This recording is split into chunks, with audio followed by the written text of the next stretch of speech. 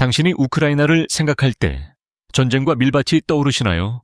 아니면 그보다 더 깊은 무언가가 있나요? 헤드라인 너머에는 아름다움과 신비, 그리고 조용한 강인함을 간직한 땅이 있습니다. 전설적인 도시와 용감한 여성들, 분홍빛 호수, 기술 강국, 불꽃 축제에 이르기까지 우크라이나는 매 순간 놀라움을 선사합니다. 혹시 당신이 알고 있던 모든 것이 단지 겉모습일 뿐이라면요? 이것은 지금까지 본 적 없는 우크라이나입니다. 저와 탐험을 통해 바라본 시선으로 1. 우크라이나 여성의 강인함과 아름다움. 우크라이나는 아름다움과 지성을 겸비한 여성들의 고향입니다. 동슬라브, 몽골, 타타르, 튀르크, 핀란드, 헝가리 등 수세기 동안 다양한 유전적 배경이 어우러져 세계에서 가장 매력적인 여성들이 탄생했습니다. 높은 광대뼈, 섬세한 콧날, 파란색, 헤이즐, 갈색 눈동자 등 정제된 얼굴 특징으로 잘 알려져 있습니다. 하지만 아름다움은 이야기의 일부일 뿐입니다. 우크라이나 문화는 여성들이 교육, 패션, 가정생활, 직업 등 모든 면에서 뛰어나기를 기대합니다. 많은 여성들이 대학원 학위를 보유하며 가족과 경력을 함께 관리합니다. 전통적 가치와 현대적 독립성이 조화를 이룹니다. 키이우나 오데사의 자갈길을 우아하고 품위 있게 거니는 여성들은 자신감과 따뜻함을 풍깁니다. 우크라이나 여성들은 미소와 강인함을 잃지 않으며 환대의 문화를 지켜갑니다. 그들은 외모만이 아니라 삶의 방식으로 존경받는 존재이며 가족과 공동체, 국가의 기둥입니다. 이 키이우, 동슬라브 문명의 심장. 우크라이나의 수도 키이우는 단순한 도시가 아닌 역사와 문화, 회복력의 상징입니다. 동슬라브 문명의 요람으로 여겨지는 키이우는 6세기 키 슈체크 호류, 형제들이 드니프로 강을 따라 세운 것으로 전해집니다. 9세기에는 강력한 키예프 루스의 중심지가 되었고 988년 볼로디미르 대공 시절 정교회를 수용하며 동유럽 문화 형성의 기초가 되는 교회와 수도원이 건설되었습니다. 야로슬라프 현명광은 루스 법전 루스, 피라우다를 도입하고 장엄한 성 소피아 대성당을 건립해 그 유산을 이어갔습니다. 몽골 침입으로 파괴되었으나 키이우는 정체성을 잃지 않고 부활했습니다. 오늘날 방문객들은 고대 유물과 모자이크, 전설이 가득한 거리를 걸으며 도시의 영혼을 만납니다. 키이우의 모든 돌은 권력, 영성, 민족적 자부심의 이야기를 속삭입니다. 3. 사랑의 터널. 낭만과 역사가 어우러진 곳. 우크라이나 리브네 지역 깊숙이에는 몽환적 아름다움과 로맨틱한 전설이 담긴 사랑의 터널이 있습니다. 3km에 걸친 철길은 아치형 나무들이 덮어 자연 터널을 이루며 계절에 따라 다른 모습을 선사합니다. 봄의 꽃, 가을의 황금빛, 겨울에 눈 덮인 가지들이 각각 독특한 풍경을 만듭니다. 전설에 따르면 이 터널을 손을 잡고 걷는 연인이 진심으로 소원을 빌면 이루어진다고 합니다. 그러나 이 낭만 뒤에는 냉전 시절 군사 철도를 숨기기 위해 심어진 나무들이 있었고 시간이 흐르며 평화와 사랑의 상징으로 변모했습니다. 지금은 우크라이나에서 가장 많이 사진이 찍히는 장소 중 하나로 커플, 몽상가, 여행자들이 동화 같은 숲을 찾습니다. 4. 세계유산. 우크라이나의 문화와 자연의 경이로움. 우크라이나에는 유네스코 세계유산 17곳이 있으며 각각이 국가의 역사와 문화 정체성을 보여줍니다. 키이우의 페체르스크 수도원과 성 소피아 대성당은 황금돔과 성화로 정교회의 영성을 드러냅니다. 서부의 리비우 구시가는 유럽적 영향을 반영하는 바로크 건축과 자갈길로 여행자를 매혹시킵니다. 폴란드와 공유하는 카르파티아 산맥의 목조교회는 신앙과 목공예술의 조용한 기적입니다. 마지막 빙하기 이후 손대지 않은 원시 너도밤나무 숲은 생물 다양성과 자연유산을 간직하고 있습니다. 남쪽에는 고대 그리스 도시 케르소네소스의 석조 유적이 바닷가에서 옛 이야기를 속삭입니다.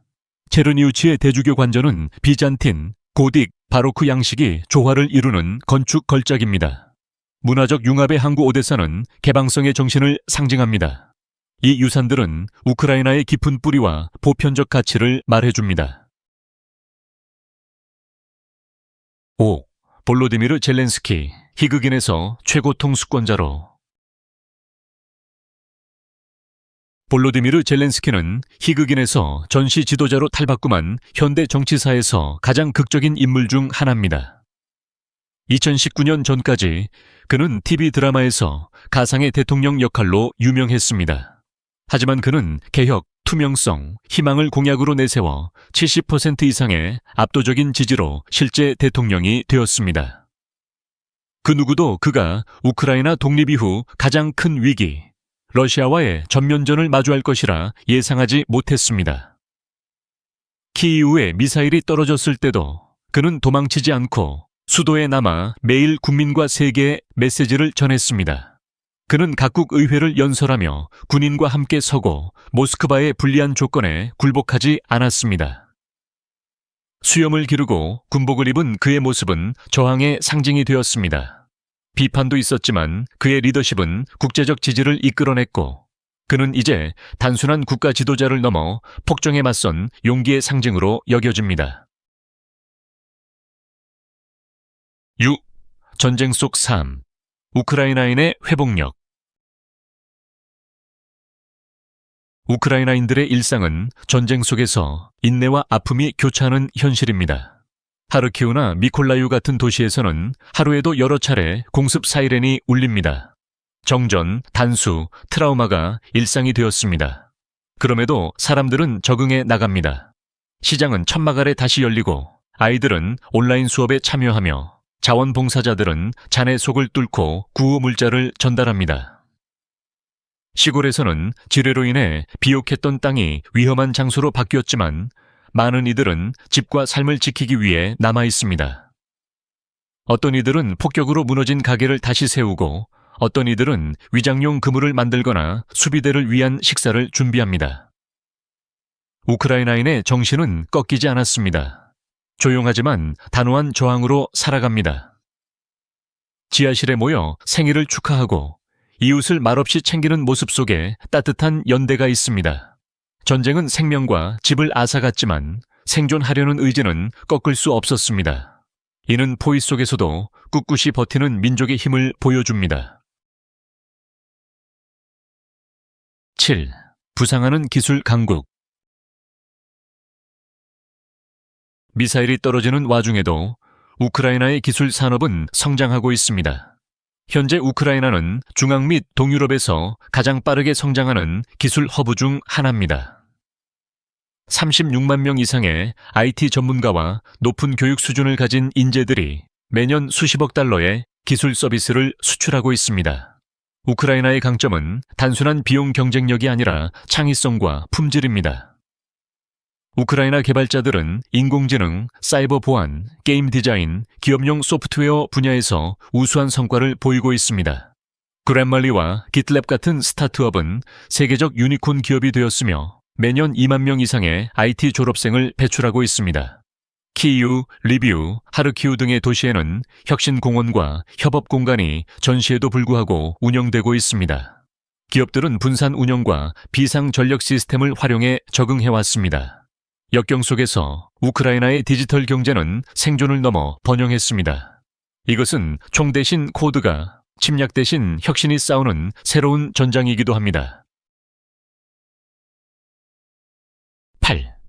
세계를 빛내는 우크라이나 기술 인재들. 우크라이나의 디지털 역량은 국경을 넘어 확장되고 있습니다. 왓츠앱의 공동 창업자 얀쿰은 우크라이나 파스티우에서 태어나 미국으로 이주했고 식료품점을 청소하던 소년에서 세계적인 통신 앱을 만든 인물이 되었습니다. 그는 나중에 왓츠앱을 페이스북에 190억 달러에 매각했습니다. 또 다른 인물인 맥스 레브치는 키이우 출신으로 페이팔 공동 창업자이며 세계 기술 혁신의 주역이 되었습니다. 그러나 인재는 해외에만 있는 것이 아닙니다. 우크라이나 내부에도 수천 명의 개발자들이 블록체인, 핀테크, 사이즈, 오픈소스 프로젝트를 선도하고 있습니다. 세계적으로 널리 사용되는 자바스크립트 지도 라이브러리 리플렛은 우크라이나의 블라디미르 아가폰킨이 개발했습니다. 우크라이나 개발자들은 프리랜스 플랫폼에서도 높은 평가를 받고 있으며 글로벌 기업의 신뢰를 얻고 있습니다. 이 나라의 두뇌는 조용한 초능력이며 전 세계 앱과 시스템, 스타트업을 형성하는 강력한 원동력입니다. 9. 체르노빌, 폐허와 재생의 경계에서 1986년 4월 26일 체르노빌 원자력 발전소 4호기가 폭발하면서 방사능 구름이 유럽 전역으로 퍼졌습니다. 이는 역사상 최악의 원자력 사고로 30만 명 이상이 대피해야 했습니다. 인근 도시 프리피아트는 하룻밤 사이에 유령 도시가 되었습니다. 그러나 수십 년이 지나자 놀라운 일이 벌어졌습니다. 인간이 떠난 자리에 자연이 돌아온 것입니다. 늑대, 사슴, 희귀, 스라소니가 자유롭게 돌아다니고 건물 사이로 나무가 자라며 녹슨 기계 안에 새들이 둥지를 틉니다. 체르노빌은 우연한 자연 보호구역이 되었습니다. 현재는 가이드 투어를 통해 프리피아트의 폐허를 둘러볼 수 있으며 버려진 학교, 기묘한 놀이공원, 잡초로 뒤덮인 이웃들을 볼 수 있습니다. 체르노빌은 단지 인류의 비극이 아니라 생태계와 기억의 회복력을 상징합니다. 기술적 오만에 대한 경고이자 자연이 잃어버린 것을 회복하는 힘의 증거입니다. C. 호수들, 우크라이나의 조용한 보석들. 우크라이나는 수많은 강과 호수를 가진 나라로 그중 많은 곳은 여행자들의 눈에 잘 띄지 않습니다. 자연 및 인공 호수를 포함해 2만 개 이상의 호수가 있으며 유럽에서 가장 평화로운 수변 경관을 제공합니다. 북부의 폴리시아 지역은 소나무 숲 사이로 하늘을 비추는 호수들로 유명합니다. 남서부에는 예울프 호수가 위치해 있으며 우크라이나 최대 담수호로 생물 다양성이 풍부합니다. 북서쪽의 샤츠크 호수는 볼린 지역에 펼쳐진 청정 수역 네트워크로 생태 관광과 휴양지로 이상적입니다. 이 호수들은 농업, 어업, 미기후 조절에도 기여하고 있습니다. 상업화된 리조트와는 달리 대부분의 우크라이나 호수는 손대지 않은 채 남아있으며 평온함과 순수한 아름다움을 간직하고 있습니다. 호수는 땅과 사람들의 유산을 비추는 살아있는 거울이며 각 파도에는 자연과 조용한 회복력, 그리고 물이 만들어낸 국가의 이야기가 담겨 있습니다. 11. 광활하고 비옥한 대지. 우크라이나는 유럽 대륙 내에서 영토 전부가 유럽에 속한 국가 중 가장 큰 나라로 약 603천 제곱킬로미터에 달하는 면적을 자랑합니다. 그러나 이 광활함만으로 우크라이나를 정의할 수는 없습니다. 진정한 풍요로움은 그 토양에 있습니다. 국토의 약 60%가 경작지로 세계에서 가장 비옥한 흑토인 체르노젬을 보유하고 있어 밀, 옥수수, 보리, 해바라기유 생산량이 엄청납니다. 이로 인해 우크라이나는 유럽의 곡창지대라는 별명을 얻었습니다. 농지 외에도 우크라이나는 지리적으로 매우 다양합니다. 서쪽에는 카르파티아 산맥이 솟아있고 남쪽 해안은 흑해가 감싸고 있으며 중앙에는 끝없이 펼쳐지는 스텝 지대와 드니프로강 같은 거대한 강이 흐릅니다. 이러한 다양한 지형은 우크라이나를 농업뿐만 아니라 생태적으로도 풍요롭게 만듭니다. 이 광대함은 도전과 기회를 동시에 안겨주지만 궁극적으로는 국가의 규모, 힘, 주권의식을 부여합니다. 수확에서 지평선에 이르기까지 우크라이나는 풍요의 땅입니다. 12. 최초의 등유 램프. 1853년 당시 오스트리아 헝가리 제국의 일부였던 리비우에서 두 명의 약사 얀제와 이그나치 우카셰비치가 세상을 바꿀 발명을 했습니다. 바로 등유 램프입니다. 그들은 원유를 증류하여 더 깨끗하고 안전한 연료를 만들어냈고 이는 인류의 야간 시야를 완전히 바꾸는 계기가 되었습니다. 최초의 등유 램프는 리비우의 병원에서 응급수술 중 사용되었고 환자의 생명을 구하면서 현대 조명의 전환점을 마련했습니다. 이후 등유 램프는 전기가 보급되기 전까지 유럽 전역의 거리와 가정, 공장을 밝혔습니다. 이 소박한 우크라이나의 혁신은 석유가스 산업의 탄생에 결정적인 역할을 했습니다. 오늘날 리비우의 가스램프 박물관은 인터랙티브 전시, 골동품 램프, 몰입형 이야기로 이 발명을 기념합니다. 이는 위대한 아이디어가 작은 곳에서도 나올 수 있다는 것, 그리고 우크라이나가 항상 지식과 진보, 빛의 땅이었다는 것을 상기시켜 줍니다. 13. 분홍빛 호수. 레무리아의 소금기 있는 비밀. 우크라이나 헤르손의 스텝지대 한가운데에는 초현실적이고 반짝이는 자연의 경이 분홍빛 호수 레무리아가 숨어 있습니다. 이 눈부신 색은 고염분 환경에서 베타카로틴을 생성하는 미세조류 두 날리엘라 살리나에 의해 형성됩니다. 염도는 사해보다 높아 방문객들은 물에 힘들이지 않고 둥둥 떠 있을 수 있습니다. 현지인들은 이 호수가 피부와 관절 질환에 효과가 있는 치유력을 지닌다고 믿습니다. 이 호수는 1960년대 소련 군용기가 추락하면서 생긴 자연 웅덩이에서 형성되었으며 비교적 젊은 호수임에도 수많은 전설이 얽혀 있습니다.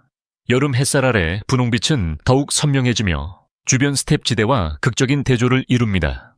그 아름다움에도 불구하고 레무리아는 상업적 개발이 전혀 이루어지지 않았으며 순수한 자연 그대로의 모습을 유지하고 있습니다.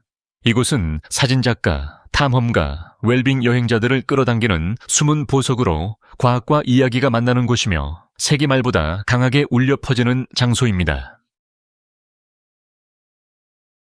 14. 이바나 쿠팔라. 우크라이나의 한여름 마법. 매년 7월 6일에서 7일 밤, 우크라이나인들은 고대 슬라브 전통과 사랑, 자연이 어우러진 축제, 이바나 쿠팔라를 기념합니다. 이 축제는 기독교 이전의 전통에서 비롯되었으며 하지와 관련된 의식이 중심입니다. 젊은 여성들은 꽃으로 만든 화관을 강물에 띄우며 미래의 사랑을 점칩니다. 연인들은 모닥불을 함께 뛰어넘으며 그들의 인연을 시험합니다. 전설에 따르면 자정의 단 한순간 피는 고사리꽃을 찾으면 지혜와 행운을 얻게 된다고 합니다.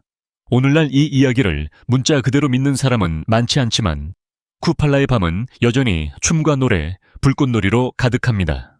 이는 자연의 풍요를 기리고 인간이 끊임없이 연결, 신비, 기쁨을 추구하는 본능을 표현하는 밤입니다. 15. 우크라이나 요리, 고향의 맛. 우크라이나 요리는 단순한 음식 그 이상, 정서적 정체성의 중심입니다. 그 중심에는 비트 뿌리 수프인 보르쉬가 있습니다. 양배추, 감자, 콩, 돼지고기를 넣어 진하게 끓여내며 꼭 사워크림을 얹어 먹습니다. 각 가정에는 전통처럼 전해지는 고유의 레시피가 있습니다. 바레니키는 감자, 치즈, 체리, 버섯 등을 속재료로 손으로 빚은 만두이며 사랑과 정성이 담겨 있습니다. 살로는 훈제한 돼지비계를 호밀빵 위에 마늘과 오이 피클과 함께 먹는 소박하면서도 대표적인 음식입니다. 팜푸슈키마늘, 롤빵과 시르니키 치즈 팬케이크는 축제 식탁을 완성합니다. 이 모든 음식에는 고난 속에서도 살아온 역사와 소소한 기쁨을 기리는 문화가 담겨 있습니다. 시골 부엌이든 키이우의 카페든 음식은 사람들을 하나로 엮습니다. 식탁에 있는 음식만이 아니라 그 자리에 모인 사람들까지. 우크라이나 요리는 문화, 위안, 기억이 한데 어우러지는 공간입니다. 지금 당신은 진정한 우크라이나를 보았습니다. 강인하고 아름답고 조용한 경이로 가득한 땅입니다. 이 여정 속에서 당신에게 가장 오래 남은 순간은 무엇인가요? 어떤 이야기든 세상의 우크라이나를 더 분명히 보여줄 수 있습니다.